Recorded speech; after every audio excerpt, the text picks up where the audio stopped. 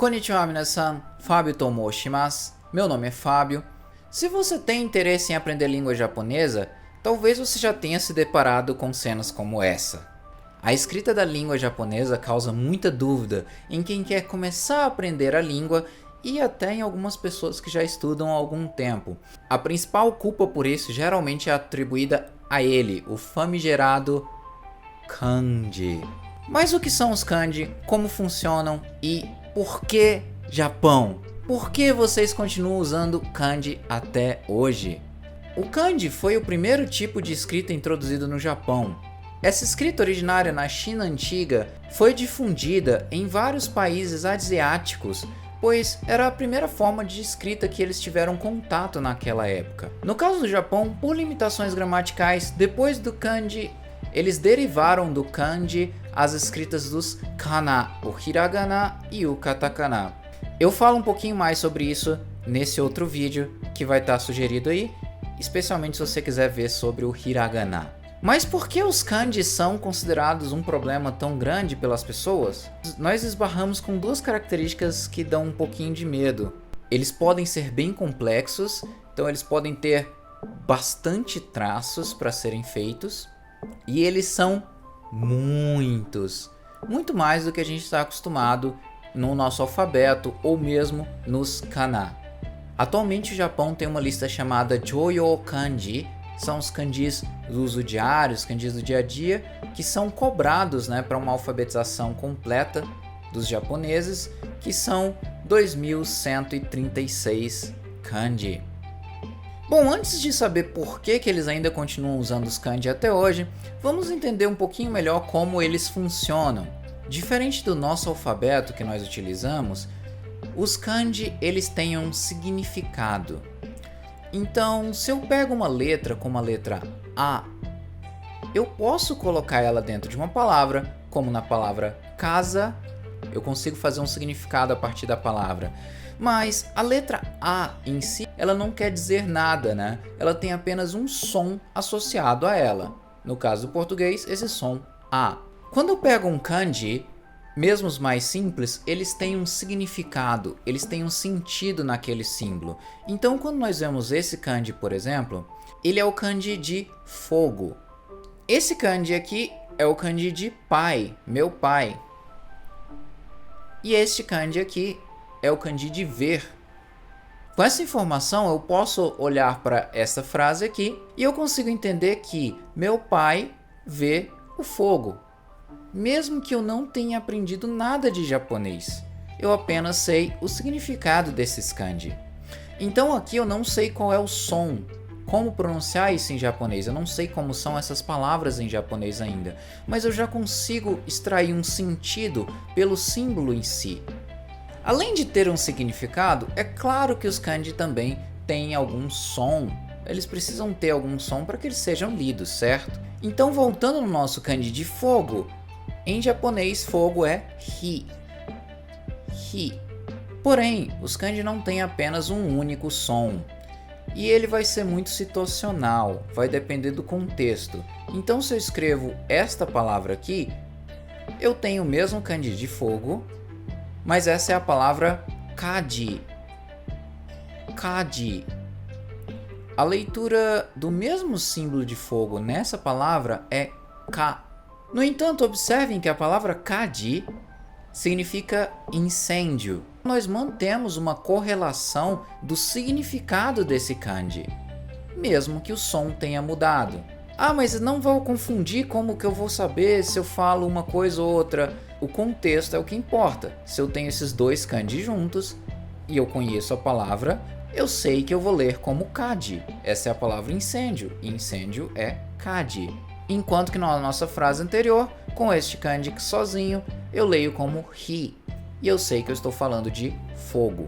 Um kanji tem significado e pode ser lido de formas diferentes dependendo de onde ele está. Então a gente entendeu um pouco melhor o que é um kanji, mas por que utilizá-lo? É possível escrever uma frase em japonês usando apenas o hiragana, que é fonético, então ele usa os sons e vai ser parecido com o nosso alfabeto, Ele tem apenas 46 símbolos e cada símbolo vai ter apenas um som.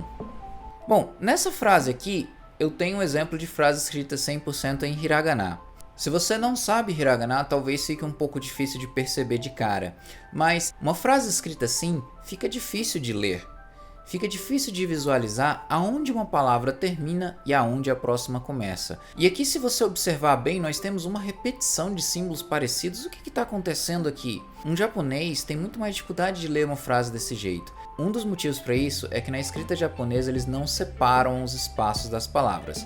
Aqui eu coloquei os kanji em cor diferente para a gente ter uma noção da diferença que faz você ter símbolos diferentes marcando palavras diferentes para quem entende. Então, se você consegue entender o que são kanji e o que são hiragana nessa frase, já fica um pouquinho mais claro aonde vai separar cada uma das palavras.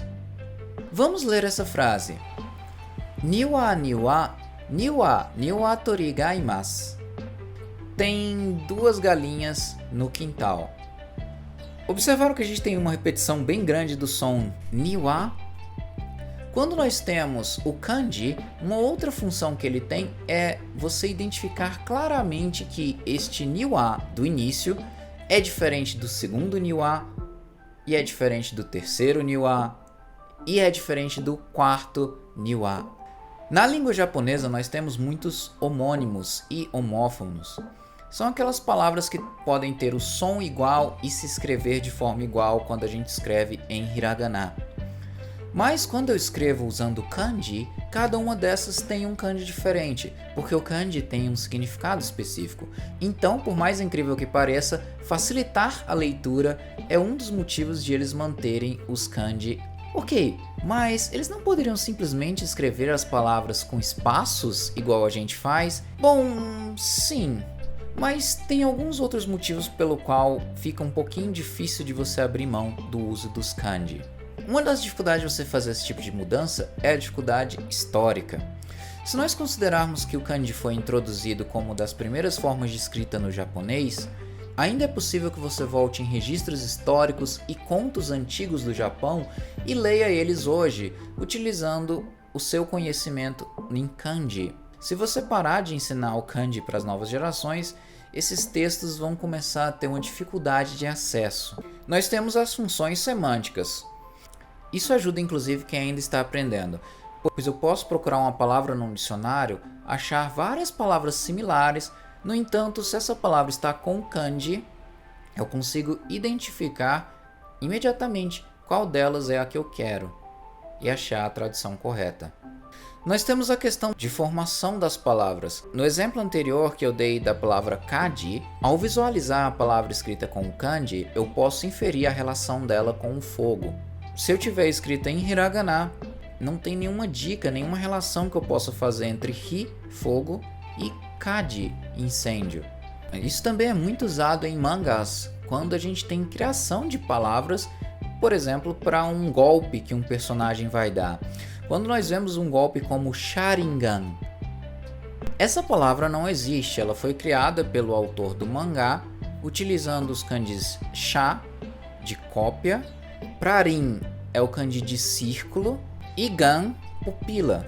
Círculo do olho que copia, traduzido aí de forma livre, é um dos usos que a gente pode dar para o kanji nas versões literárias também. Também temos casos nos quais são usadas leituras que não são convencionais para algum kanji. Por exemplo, nesse caso de Death Note, no qual nós temos os kanjis de Ningenkai, que seria o mundo dos humanos, e a leitura dada aqui no Furigana é Gekkai, que é terra, como uma palavra em contraponto à palavra Tenjou, de céu, né? Para diferenciar a terra de céu. Então é muito comum o mangaka colocar uma leitura específica que ele quer, usando um kanji que não seria lido dessa forma, mas então você acaba tendo 2 significados em uma palavra só, que é algo que também é bem utilizado na literatura. Então, no final das contas, é impossível de abolir o kanji? Não. Seria bastante difícil ter uma mudança na sociedade como um todo, né? Levariam anos para acontecer, mas já ocorreu em outros países asiáticos, que é o caso do Vietnã e da Coreia. Pode ser que em algum momento chegue a fazer essa mudança. O fato é que se você quiser aprender japonês hoje, você vai precisar aprender kanji em algum momento. Então, minasan, 勉強しましょう。じゃあな。